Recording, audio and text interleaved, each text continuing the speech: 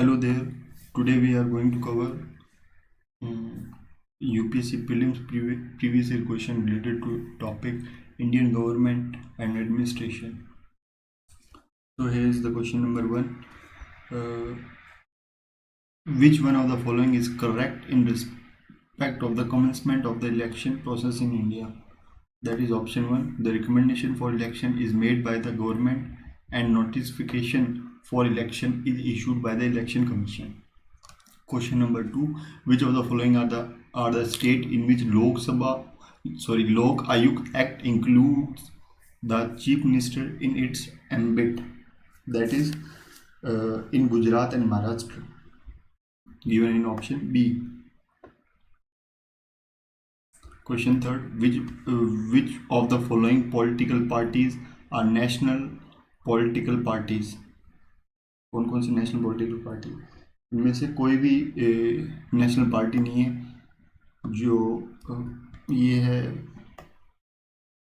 These all are the state party: Muslim League, Revolutionary Socialist Party, All India Forward Bloc, Peasants and Worker Party of India.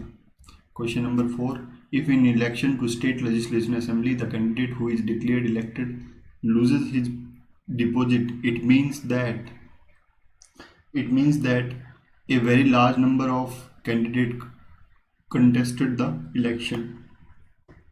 अगर winning candidate भी अपनी जो security है वो loose कर देता है, इसका मतलब उस कॉन्स्टिट्यूंसी में बहुत से काफ़ी लार्ज नंबर ऑफ कैंडिडेट चुनाव लड़ रहे थे. और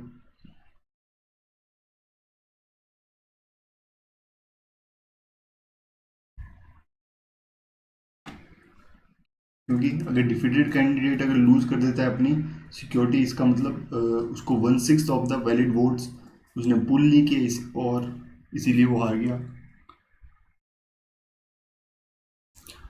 If the number of seats allocated to a state in the Lok Sabha is 42, then the number of seats reserved for the state in that then the number of seats reserved for the scheduled caste in that state will be.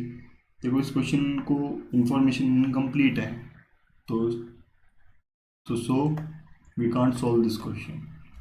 Question number 6: of the 4 forms of the political protest mentioned below, which one is derived from the name of the person who is used it as a political weapon for the first time? That is boycott.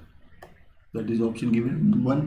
Captain Charles Cunningham Boycott was a British land agent who ostracism by the local community in Ireland as a part of campaign for Agrarian tenants rights in 1880 give the English language the new word boycott, meaning to ostracize, मतलब बहिष्कार करना. Given we have the assertion and reason, and the assertion says the word minority is not defined in the constitution, and reasoning is the minority commission is not a constitutional body. तो both the statements are correct, but explanation सही नहीं है. At present, minority community has statutory status, and 103rd Constitutional Amendment Bill provide for granting constitutional status to the Minority Commission. The bill has not passed by the House of the Parliament. So B is the right answer. Now, 8th question: which one of the following countries had more or less evolved into a two-party system? दो party system कहाँ पे है? इनमें से तो किसी में to party system नहीं, इन सब में ही मल्टी पार्टी सिस्टम है.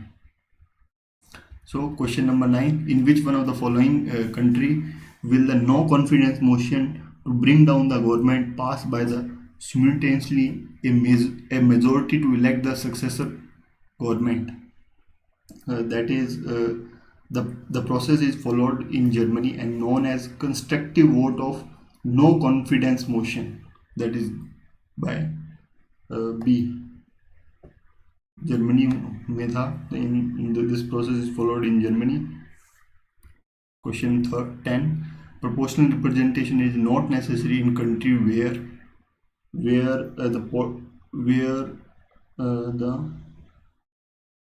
a two-party system has developed.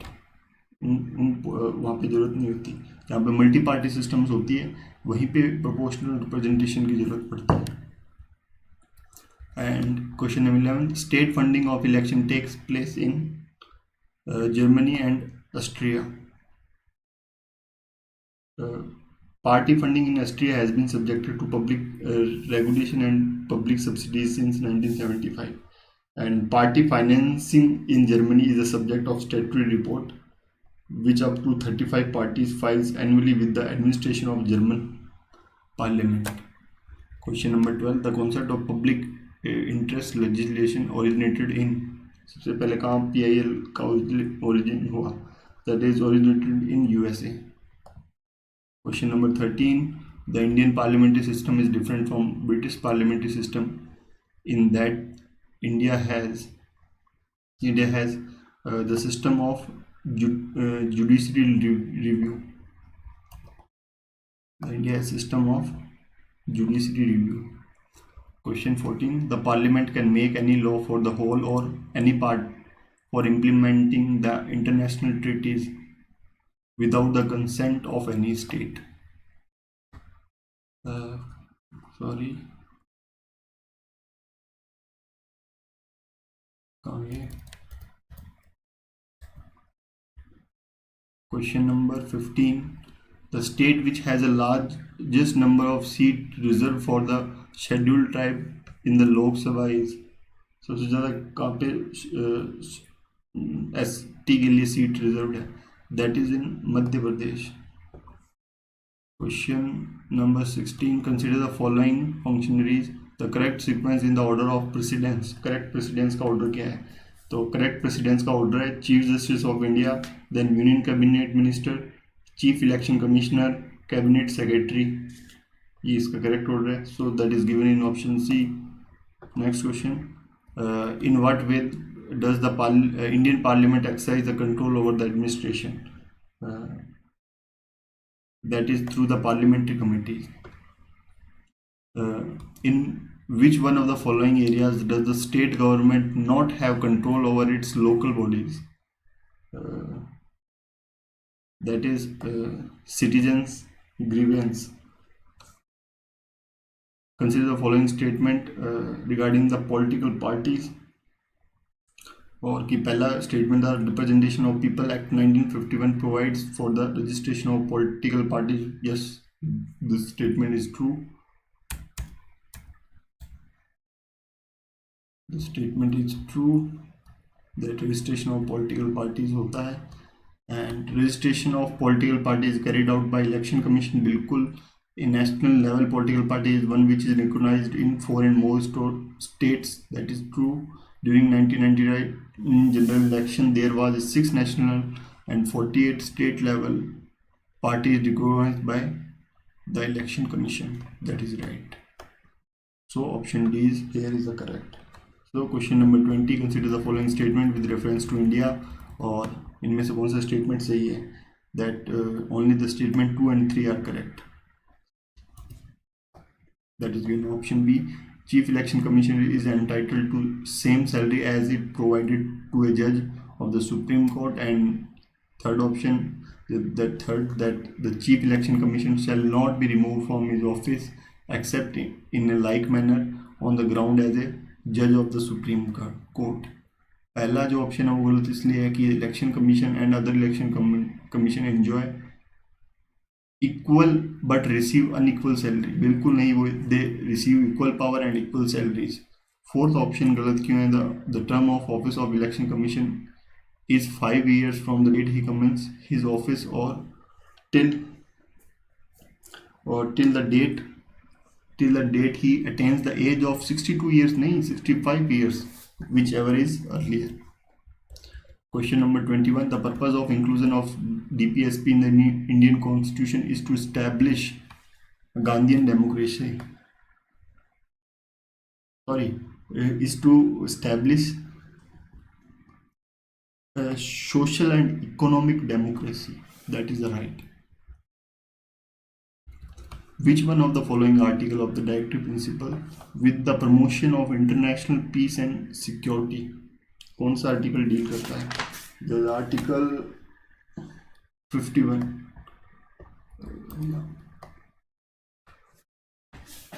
And next question. in the case of election of Lok Sabha, the amount of security deposit for general category candidate and the ST and D candidate respectively 10,000 rupees and 2500 rupees, 2,500 रुपये.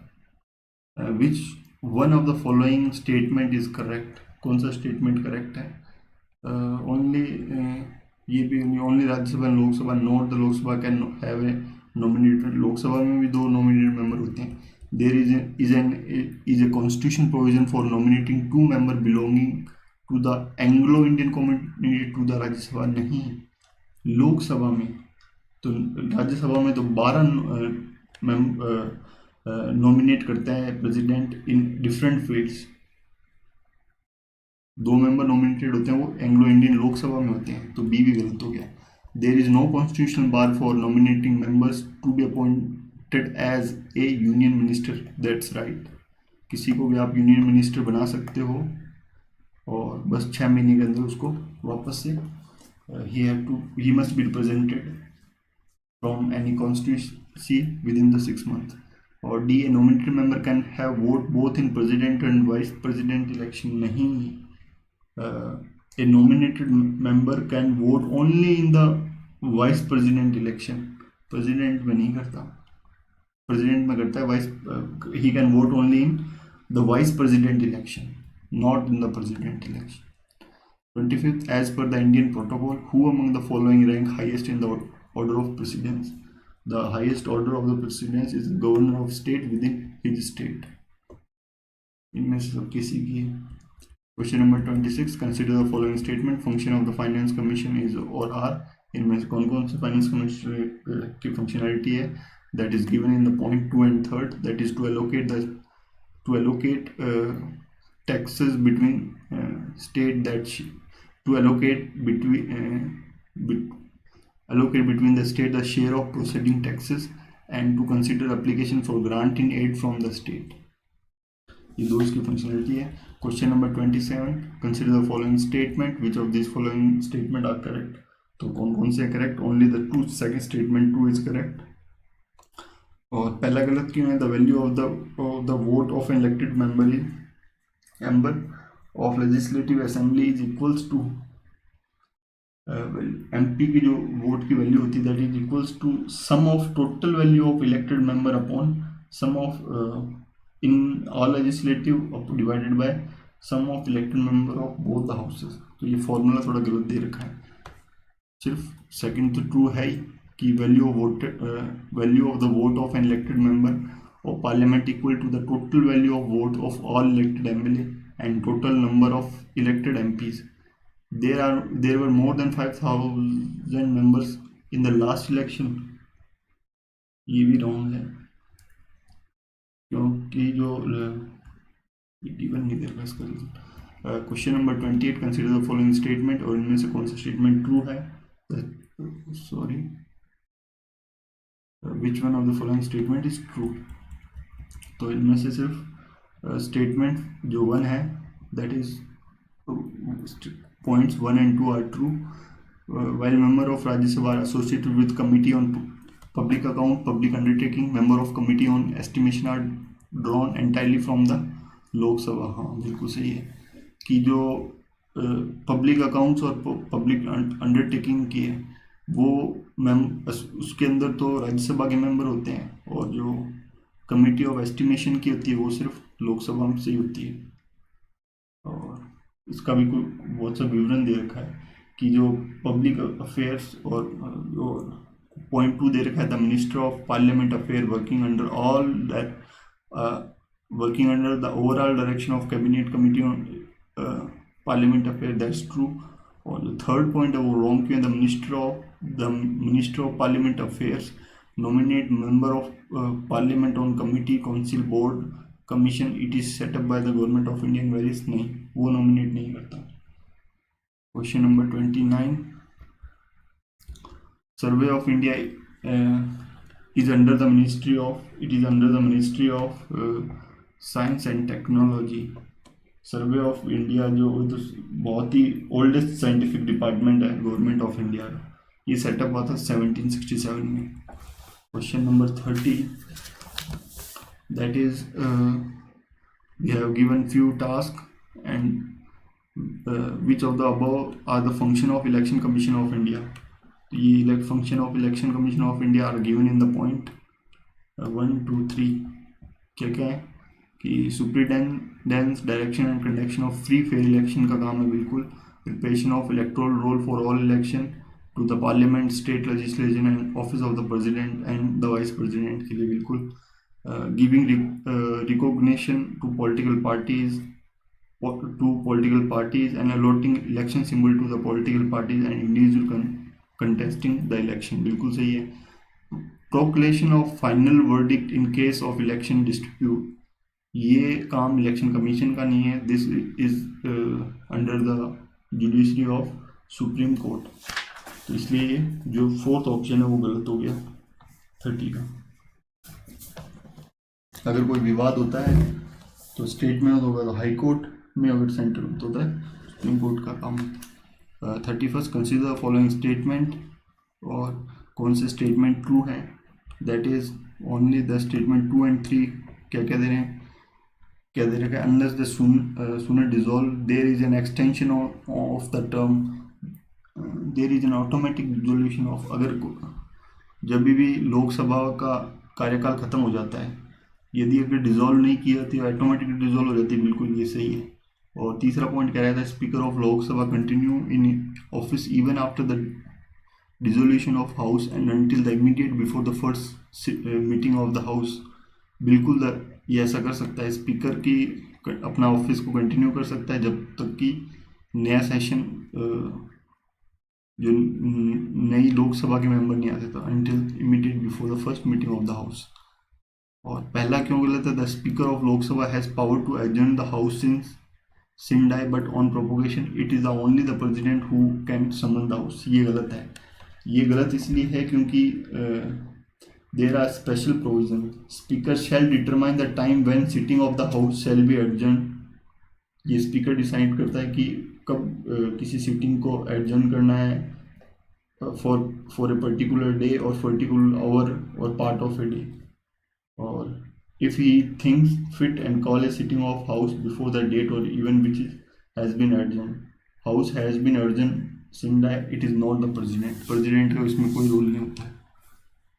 So that's why statement number 1 is wrong. Question number 32, which one of the following statement is not correct? कौन सा statement correct नहीं है?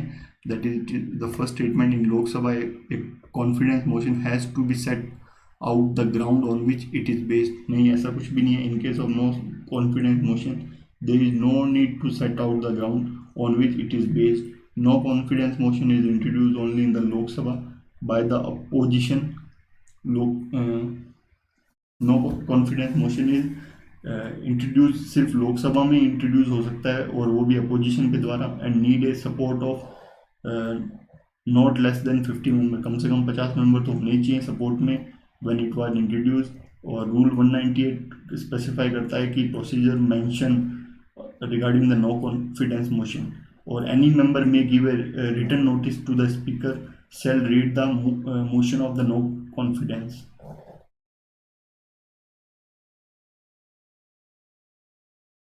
और फिर बाकी तीनों तो सही हैं. In case of no confidence motion, Lok Sabha और no condition of administrative have laid down in the rule. Question number 33, the resolution for removing the vice president of India can be moved in. किसमें move किया जा सकता है? In only the Rajya Sabha, सिर्फ राज्यसभा में ही move किया जा सकता है. और इसका जो रिमूविंग का प्रोसेस है that is defined in article 67B. और vice president can be removed from his office by resolution of the Council of State passed by the majority of all the member of the council agreed to the House of People also. फिर पहले राज्यसभा में introduce किया जाएगा, फिर लोकसभा में introduce. But no resolution for the purpose of this claim should be moved unless at least 14 days notice has been given to intention to move the resolution. 14 दिन पहले आपको वाइस प्रेसिडेंट को भी बताना पड़ेगा कि आपके खिलाफ कुछ ऐसा रिमूविंग का प्रोसेस स्टार्ट होने वाला है. Question number 34, with reference to the Constitution of India, which one of the following pair is not correctly matched? इनमें से कौन से पेयर करेक्टली मैच नहीं है? That is B stock exchange concurrent list में। स्टॉक एक्सचेंज कॉन्करेंट लिस्ट में नहीं है, ये सेंटर की लिस्ट में कहे हो या यूनियन की लिस्ट में कहेंगे, बाकी सारे के सारे बिल्कुल सही है। क्वेश्चन नंबर 35, कुछ पॉइंट्स दे रखे हैं रिगार्डिंग द प्लानिंग कमीशन और नेशनल डेवलपमेंट काउंसिल और concurrent economic social planning list के बारे में। तो इनमें से कौन से स्टेटमेंट सही है? The statement 2 and 3 are true. कौन कौन से ये कि the secretary of the planning commission of India also the secretary of national NDC का भी सेक्रेटरी होता है, ये होता है। लेकिन अब हम सब जानते हैं कि planning commission is now not an exist, इसकी जगह अब नीति आयोग आ चुका है, तो इस क्वेश्चन को पढ़ने को मीनिंग नहीं है। Question number 36, consider the following event. In event को कंसिडर करो, विच one of the following is the correct chronological order of the.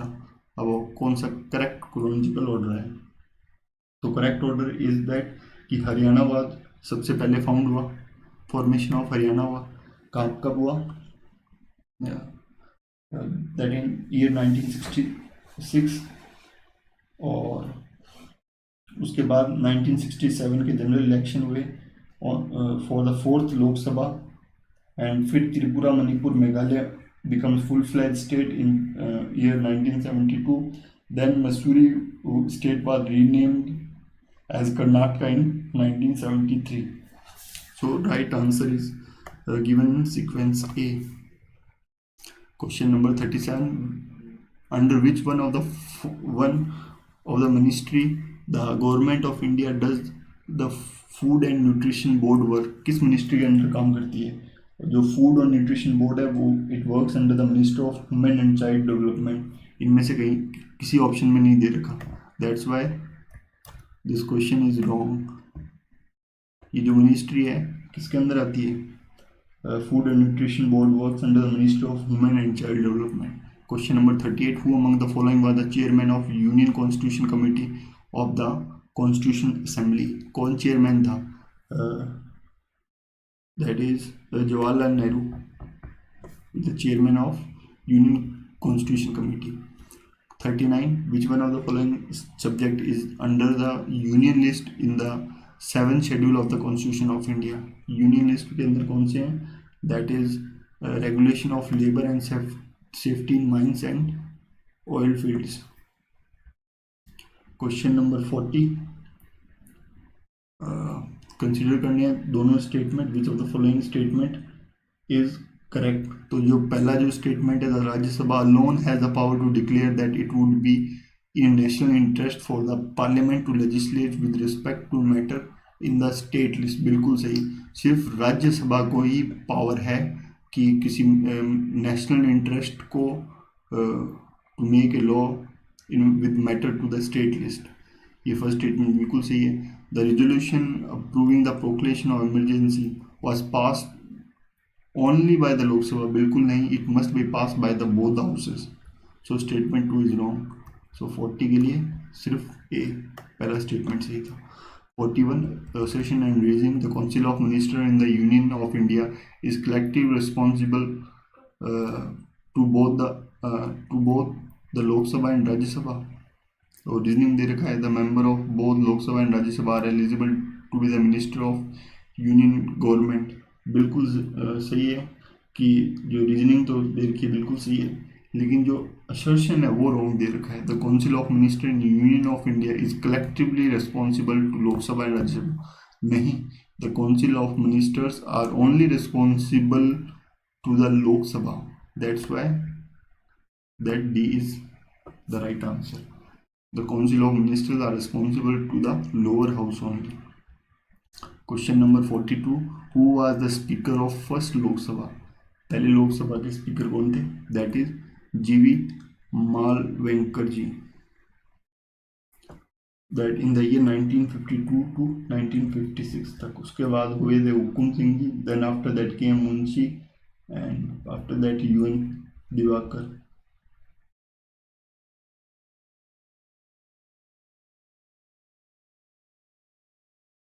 UN देवाकर तो कभी मिनिस्टर हुए नहीं थे।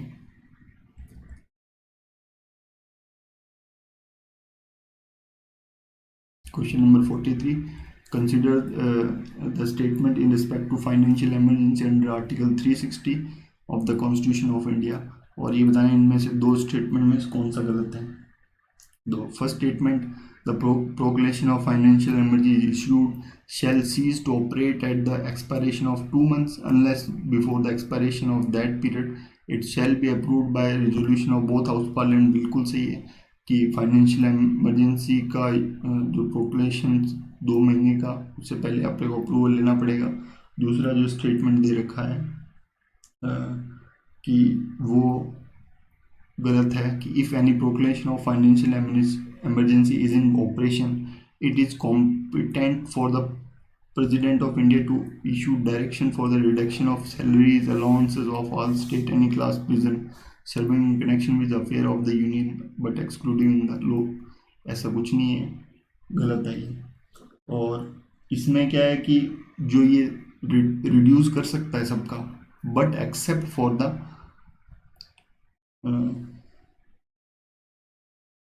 but exclude the judges of Supreme Court, High Court, but under the provision effect of 360 judges of Supreme Court and High Court are the included। पहले कर सकते थे लेकिन अब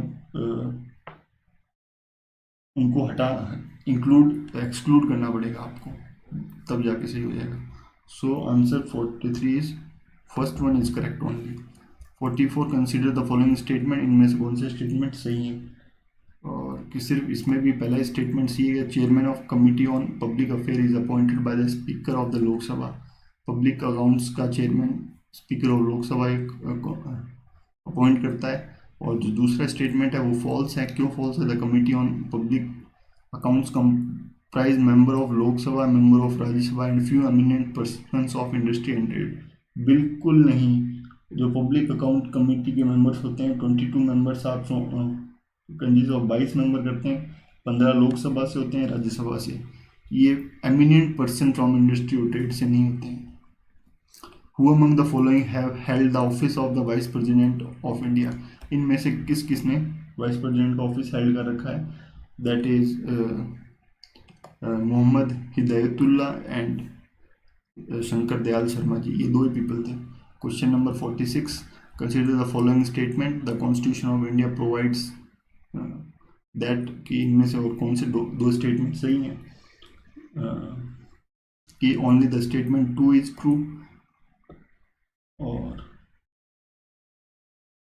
और पहला जो स्टेटमेंट है वो फॉल्स क्यों है? फॉल्स इसलिए कि according to article 170 the legislative assembly of each state shall consist of not more than 500, not 450 नहीं होना चाहिए, वहाँ पर 500 मेंबर्स होना चाहिए। और not less then the 60 member chosen bye direct election from the territorial constitutions in the state. 450 होने चाहिए और 60 मेंबर से ज़्यादा डायरेक्टली इलेक्टेड नहीं होने चाहिए, इसलिए गलत है। और दूसरा वाला सही है कि person shall not be qualified to be chosen to fill the seat of legislative assembly अगर वो 25 से छोटा है। Question number 47, with reference to union government consider the following statement, और इनमें से कौन से स्टेटमेंट सही है। तो according to article 70 the prime minister shall be appointed the prime minister shall be appointed by the president and other members shall be appointed by the president on the advice of the prime minister। So B only, each of the ministry is assigned to the ministry by the president of India on the advice of prime minister only। Question number 48, consider following, और ये बताना इनमें से कौन सा सही है। तो पहला जो स्टेटमेंट है वह गलत है। गलत क्यों है? क्योंकि advocate general of state is appointed by the governor of the state. Advocate general of state is not appointed by the president, it is appointed by the governor of the state. इसकी recommendation से कुछ नहीं होता, appoint ही वही करता है। और second statement is correct that as provided in the civil procedure code high courts have original appellates and advisory judiciary at the state level। So 48 का स्टेटमेंट जो 48 में जो दूसरा स्टेटमेंट है वो भी गलत है, क्योंकि हाई कोर्ट हैव ओरिजिनल और applet and writ judiciary not advisory judiciary. Advisory judiciary, ये जो पार्ट दिया हुआ है वो नहीं होता है, that's why the D is the right answer. Question number 48 CAT के रिगार्डिंग कि ये दोनों स्टेटमेंट में से कौन से करेक्ट हैं। तो जो पहला statement, the central CAT was set up during the prime ministership of Lal Bahadur Shastri, ये बिल्कुल ही गलत है। गलत क्यों है? जो कैट हुआ था वो prime ministership of Rajiv Gandhi के समय में हुआ था, ना कि लाल बहादुर शास्त्री। और दूसरा जो स्टेटमेंट है वह ट्रू है कि the member of CAT are drawn from both the judiciary and administrative stream. Question number 50, with reference to union government consider the following करो। number of minister at the center on 15 August 1947 was 18 and number of minister at the center at present is 36। तो सिर्फ इसमें पहला statement true है। Question number 51 consider करना है दो statement regarding the supreme court tender advice to president of India on matter of law and fact, कि कौन कौन से स्टेटमेंट सही हैं। इसमें सिर्फ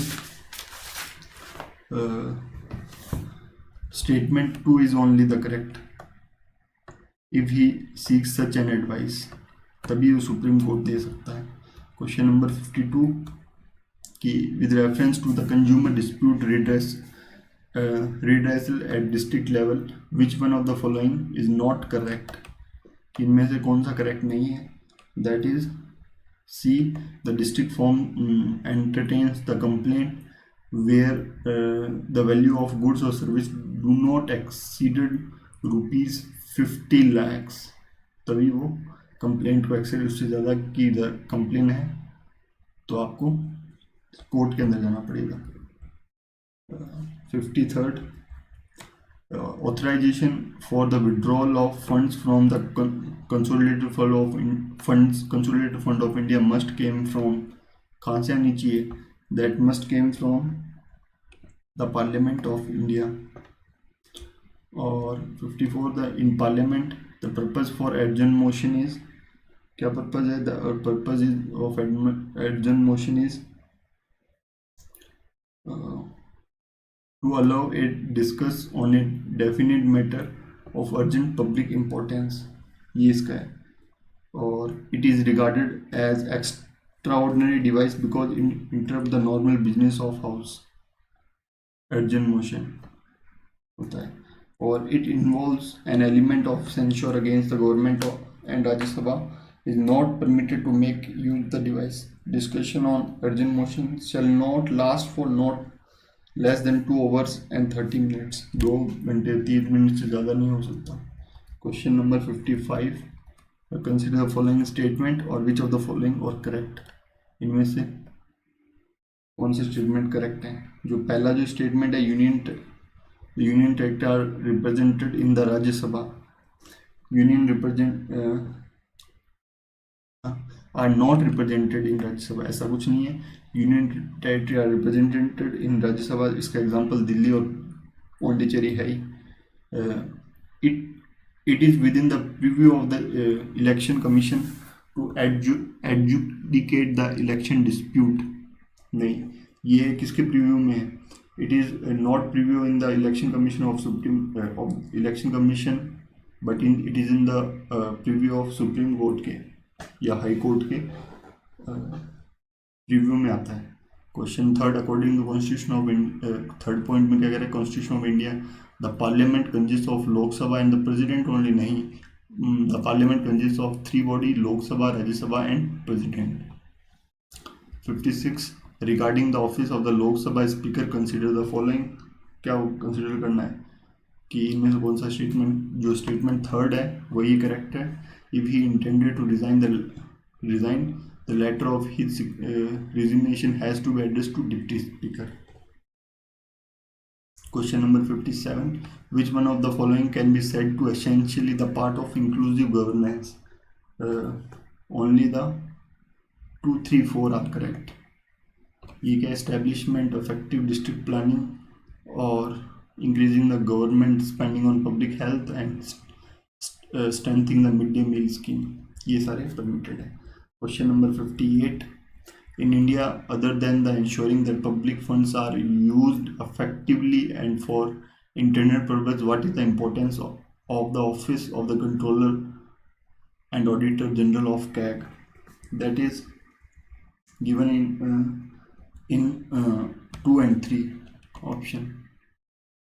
जो 2 और 3 ऑप्शन में है वही सही है 58 में, कि जो कैग है, CAG report on execution of report और programme by the ministry are discuss by the public accounts committee, और information from CAG report can be use for investigating agency to frame the charge against those who have violated the law while managing the public financing. Question number 59, the Prime Minister of India at the time of his or her appointment, क्या होना चाहिए? फिर point दे रखे हैं, और कि need not necessarily to be a member of House of the Parliament but become a member of House of Parliament within the 6 months. That is only the correct answer. कि अगर प्राइम मिनिस्टर अपॉइंटमेंट के time में अगर member नहीं है तो कोई बात नहीं, 6 महीने के अंदर कहीं से भी चुन के राज्यसभा का मेंबर बन जाए, चाहे वो लोकसभा का मेंबर बन जाए 6 महीने के अंदर।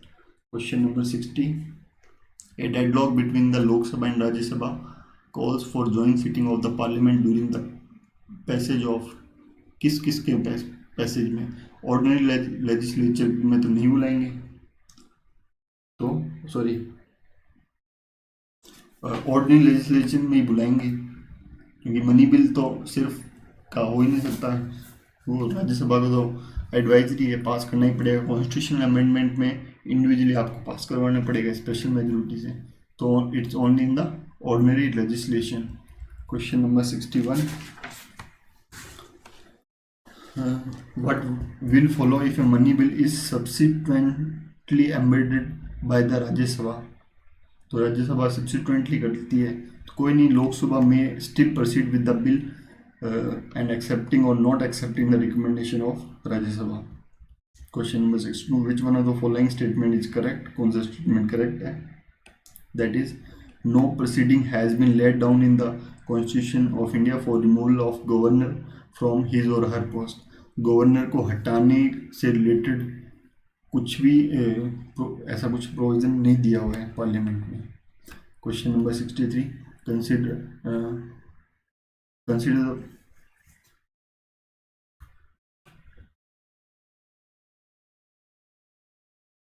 Question 63, consider the following statement regarding attorney general of India. Attorney general of India के रिगार्डिंग क्या स्टेटमेंट सही है? कि he can take part in proceeding in Lok Sabha and he can be member of committee of Lok Sabha, speaker in the Lok Sabha, but he can't vote in the Lok Sabha. Question number 64, the parliament can make any law for the whole or any part of India for implementing international treaty without the consent of any state, without any consent of the state से आराम से बना सकते हो। Question number 65, in the context of the India, which of the following principle are implied institutionally in the parliament of government? That is, member of cabinet are the member of parliament and minister hold the office till they enjoy the confidence in the parliament। सिर्फ पहले 2 ही सही है, तीसरा गलत क्यों है? The cabinet is headed by the head of the states। नहीं भैया, पार्लियामेंट में हेड ऑफ स्टेट का क्या काम होगा? Question number 60, consider the following state, और इनमें से बताना कौन सा स्टेटमेंट सही है। और सही है, the council of ministers shall be collectively responsible to Lok Sabha communicate to the president about the proposal. So statement 2 and 3 are right. The union minister shall hold the office during the pleasure of the president of India. Yes, उसी के pleasure में, अगर उसका pleasure नहीं होगा, अगर PM ने recommendation डाल दी कि इनको हटाओ, so president can be remove them, और and PM shall communicate to the president about the proposal for legislature. बिल्कुल सही है। 67, कंसिडर द फॉलोइंग स्टेटमेंट, और इन दोनों स्टेटमेंट से कौन सा ट्रू है? कि दूसरा ही ट्रू है, while the nomination member of the two houses of parliament have no voting right in the president election, they have voting right in the election of vice president. Yes, कि जो nominated member होते हैं उनको कोई right नहीं होता है कि वो president election में वोट करें, but they have right to vote in vice president.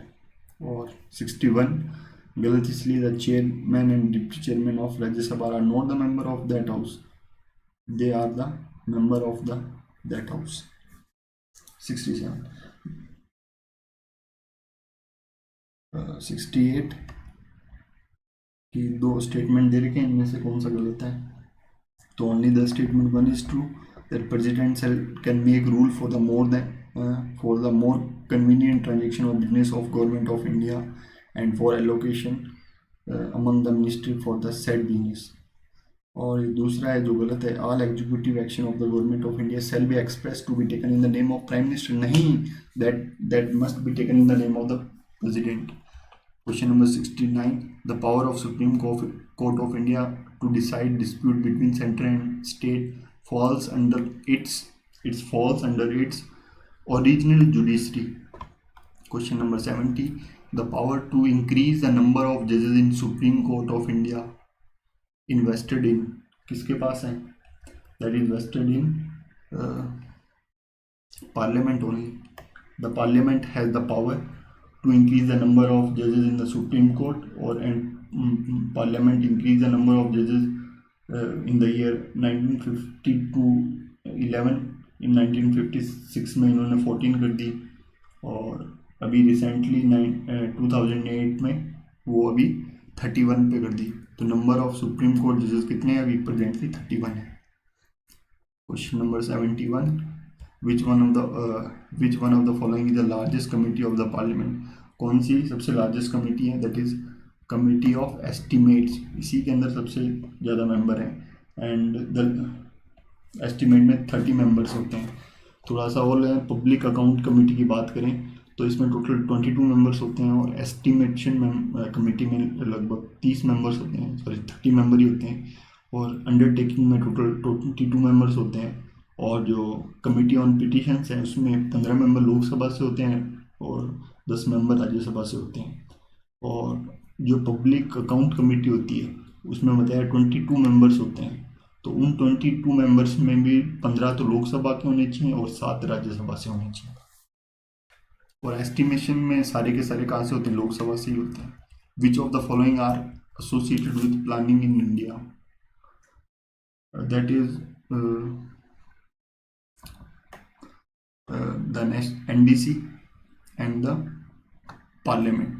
सिर्फ नेशनल डेवलपमेंट काउंसिल और पार्लियामेंट ही प्लानिंग ऑफ इंडिया से कंसर्न है. और question number 73, which one of the following is और are the function of the cabinet secretary? Cabinet secretary के कौन कौन से फंक्शन है? दैट इट प्रिपेयर द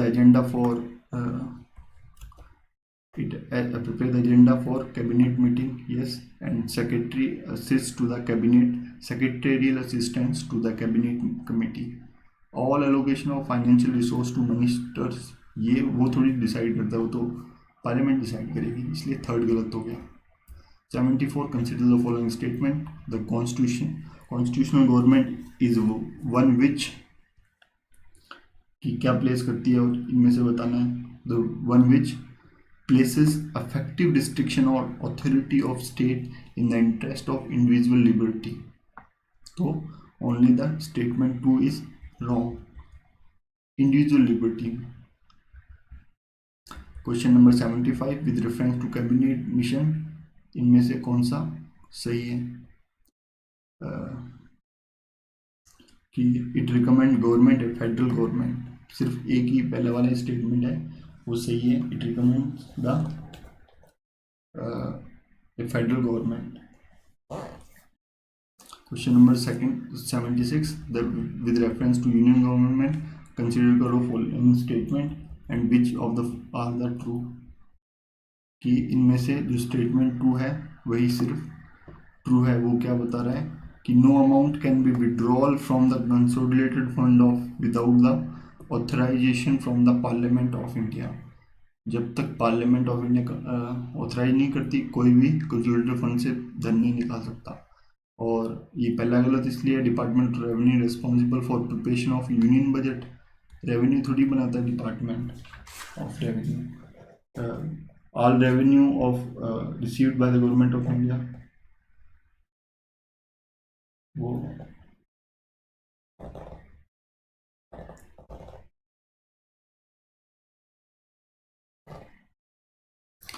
वो तो डिपार्टमेंट ऑफ इकोनॉमिक्स वो बनाता है, तो रेवेन्यू नहीं बनाता। All distributions made from the public account also need authorise from the parliament of India. नहीं, ऐसा नहीं है। 77, there is a parliamentary system of government in India because, क्यों है, क्योंकि council of minister are responsible to the Lok Sabha. Question number 78, consider करना है following statement और इनमें से कौन से स्टेटमेंट सही है। कि both the statements 1 and 2 statements are only true. जो पहले वाला, the Rajya Sabha has power to either reject और amend a money bill. Yes, reject कर सकता है, एम्बेड कर सकता है मनी बिल को। हैज नो पावर, कोई पावर नहीं है उसको रिजेक्ट करने की और एम्बेड करने, बिल्कुल सही कहा है। और Rajya Sabha can not vote on the demand for grant. Yes, it can not vote on demand for grant. और जो तीसरा का है, Rajya Sabha can not discuss the annual financial statement. ऐसा नहीं है, राज्यसभा कैन डिस्कस